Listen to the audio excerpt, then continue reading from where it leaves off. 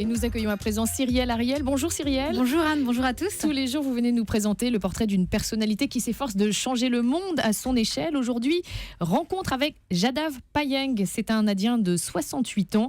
Il a passé l'essentiel de sa vie à planter des arbres. Et ce qui est incroyable, c'est qu'il a créé à lui tout seul une forêt de plus de 330 hectares. C'est plus grand que Central Park. Ça, c'est époustouflant, c'est incroyable.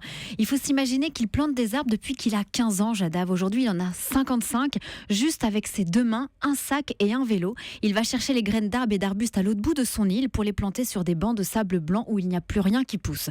Cet homme, ce qui m'a marqué chez lui, ce qui m'a touché, c'est sa détermination sans faille, véritablement à vouloir sauver son île de l'érosion.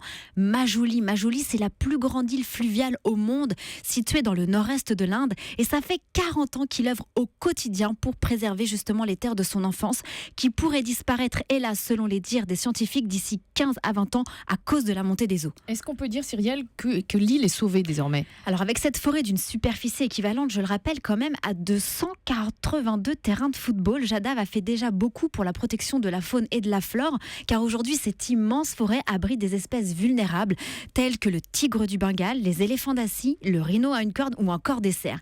Mais rien n'est gagné car justement la forêt reste sous la menace de l'homme, comme Jadav l'explique dans cet extrait d'un documentaire d'un réalisateur canadien, William Douglas Maxter. Écoutez. Quand les arbres grandissent, ça devient difficile pour moi de les protéger. Et la plus grande menace, elle vient des hommes.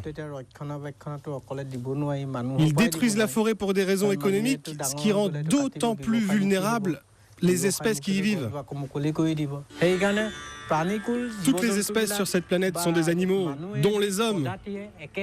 La seule différence, c'est que nous, on porte des habits.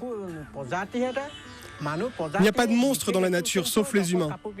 Ils consomment tout ce qu'ils peuvent, jusqu'à l'épuisement. Rien n'est en sécurité avec les hommes, pas même les éléphants ou les tigres. Alors, quel est son message aujourd'hui ? Il y avait un peu de Michael Jackson là Mais oui. C'était un petit clin d'œil. Qu'est-ce qu'il vient faire là, Michael Jackson ?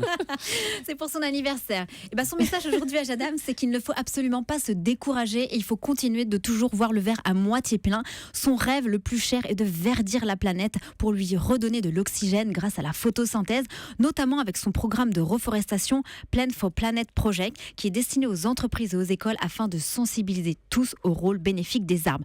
En résumé, Jadav montre qu'avec la seule force de ses bras, tout est possible. Pas besoin forcément d'argent ou de machines pour rendre notre monde plus durable. Il suffit finalement de faire germer une graine de folie.